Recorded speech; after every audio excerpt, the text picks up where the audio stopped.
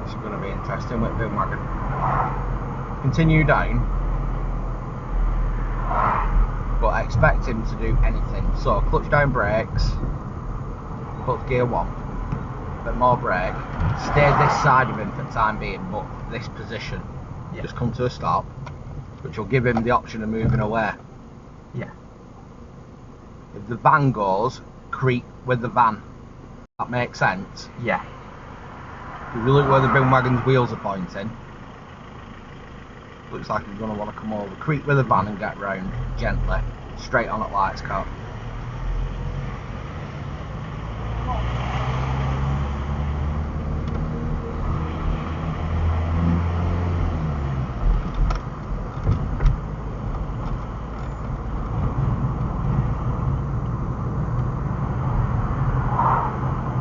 Lights to a left. There was no point going at the side of the boom wagon. No. If he wanted to go. Does that make sense? Yeah. And I'd say 99% of people in Great Britain would have gone at the side of it and left him trapped if he finished loading. Yeah. Whereas it didn't work out where he needed to go, but we gave him the option if he needed it. Yeah. Does that make sense? Yeah.